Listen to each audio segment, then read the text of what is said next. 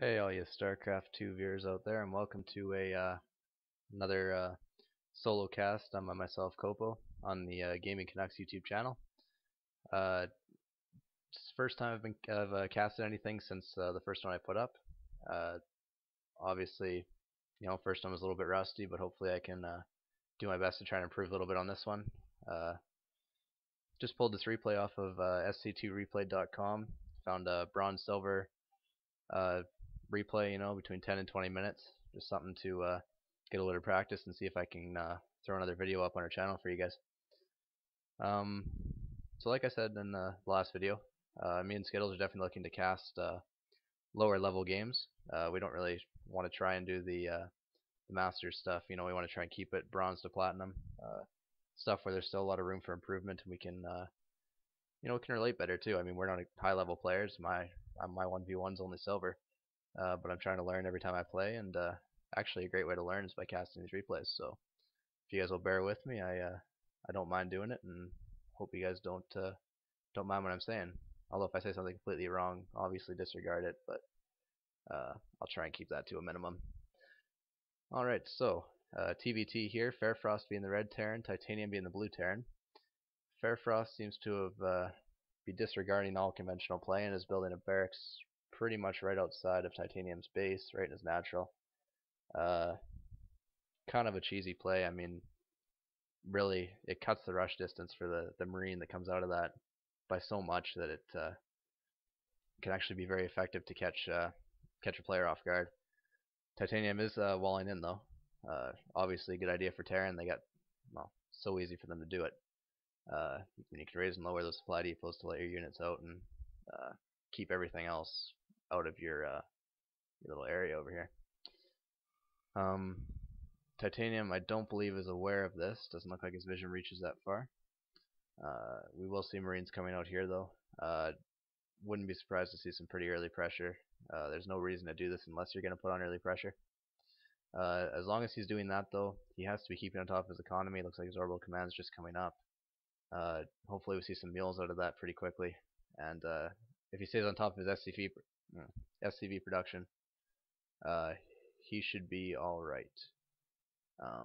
Not saying he's going to win, but I'm just saying that this isn't as bad as it looks. If they keep on top of their economy at home and stuff, it's not as all in of a strategy as it may appear. By the way, guys, I actually haven't watched this yet, so I have no idea who wins or what the outcome is. I'm just casting it as I go. FairFrosT really only has supply depots back here.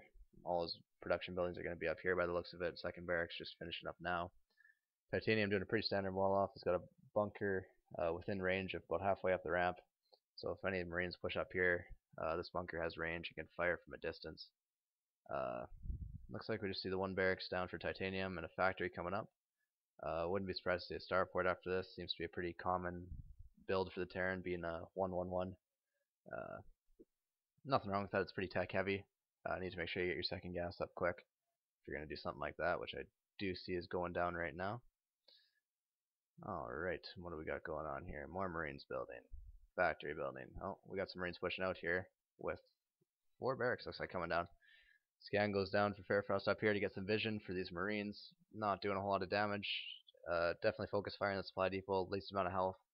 Hoping to supply block his opponent. If these Marines push up any farther, this bunker will probably be able to wipe them out, but it looks like they're firing from a pretty good distance right now. Supply depot taken out. Second one might actually be dropping as well. If these Marines decide to keep the pressing the issue here. It looks like they aren't. Okay, so that supply depot stays. More barracks being dropped down here. We're going to be up to 5 over here. Nothing back at FairFrosT base, but it does look like he's keeping the economy up. Looks like he's been on top of his mules by the looks of the energy and stuff. So for kind of a cheesy all-in over here, and I'm not going to call it all in because he does still have the production facilities. These can be lifted off and carried back to his base if need be. He is doing a good job of keeping on top of his economy, but this wall off by Titanium is actually keeping him at bay pretty well so far. Supply depot being rebuilt here to finish up that wall. Doesn't really need the supply, but the wall off's nice. Marines pushing up the ramp, trying to focus fire at the supply depot, but it was repaired by an SCV, so that is not going to do any good for them. We do see Hellion and Inferno Pre-Igniter being research for titanium down here. Blue Flame Hellions, definitely not a bad idea against Terran, but you'll need the drops, and that would be what the starport would be for. Wouldn't be surprised to see a medevac out and doing some Blue Flame Hellion drops against, well, he's got to know that FairFrosT has nothing back at his base if all his stuff's down here, right? Bunker was dropped down here, definitely easily taken out by those Marines with scan. This bunker is going to try and hold the line here, but unless it's repaired, it's going to fall as well. And it doesn't look like there's any SCVs around to repair it. This guy's going to get here a little bit too little, too late. But it did a lot of damage to these Marines, actually. Only 4 left. He's producing off of 7 barracks down here. But he doesn't have the resources to produce 7 off of 7 barracks. He's missing a meal right now, not a huge deal. He's only a couple energy late, but he needs as many minerals as he can to try and push up and break this wall in before we see something tricky by titanium to skirt the pressure at his ramp here. Medevac's coming out, healing up. Oh, it is picking up these Hellions. I would not be surprised to see a drop at all. There's no reason to research Blue Flame unless you would be doing something like that.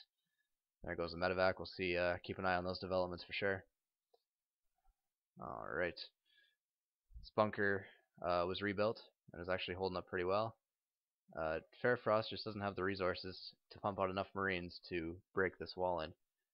And I don't see how he's going to get around that. He's committed pretty much everything he has to this. He now is working off of 9 racks.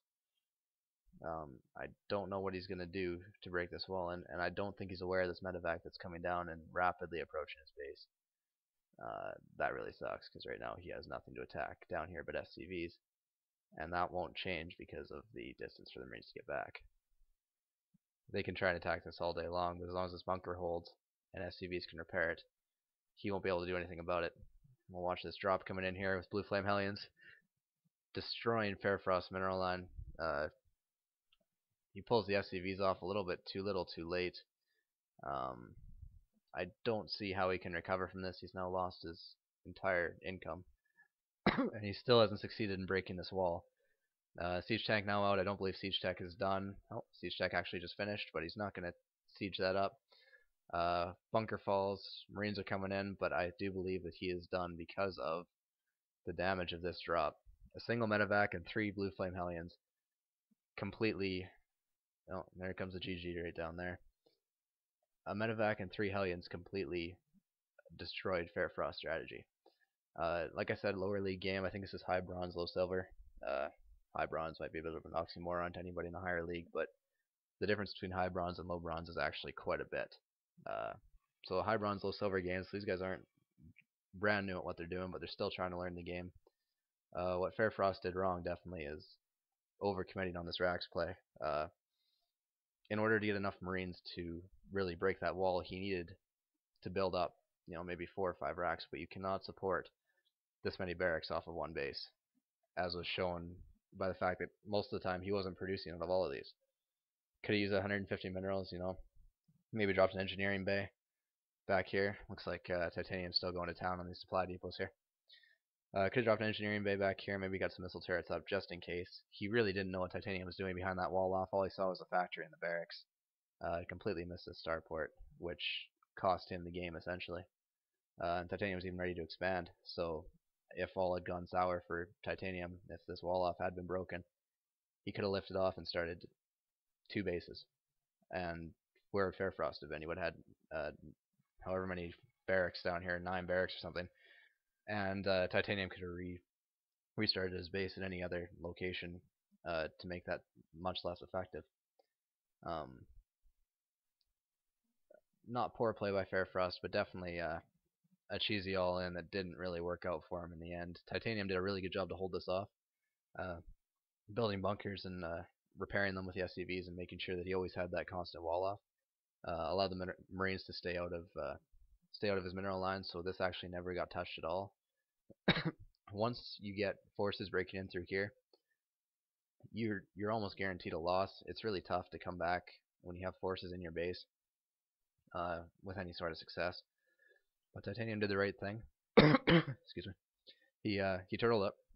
I'm not a huge fan of turtling Terrans, but I see the advantage, especially in this case. You can't really blame him. He went 1-1-1. He only had the 1 barracks the whole time. definitely noticed the pressure at the front meant that there probably wasn't a whole lot of defenses back at FairFrost's main base. So we decided to do that drop with Blue Flame Hellions, and obviously it worked out for him. Siege Tank's also a good idea. I do believe he had 2 out. One of them got destroyed, but he also had Siege Tech. So Siege Tech on Siege Tanks without FairFrost having vision up here. I mean, you could scan and get temporary vision, right? But without permanent vision up here, these Siege Tanks will just rain down splash damage on these Marines, and that is definitely a contributing factor to why this play by FairFrost failed so horribly. So yep, basically all in all, Titanium played this really well. I actually read in the comments on the SC2 replay site that this was Titanium's promotion to silver. So he was in bronze in this game, and this game promoted him to silver.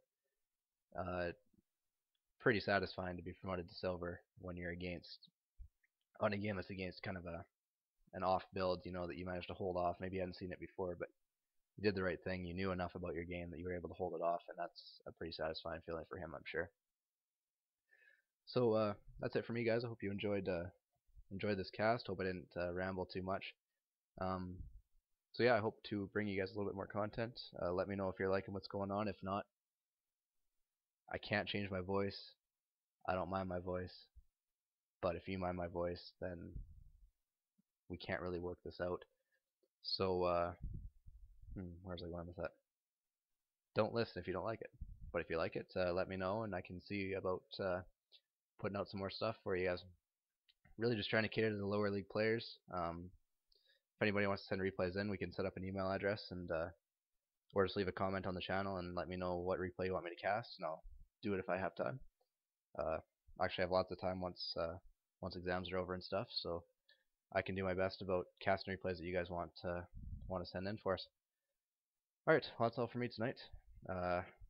This has been Kopo, and hope you guys have a good night and enjoyed watching this cast. See you later, guys.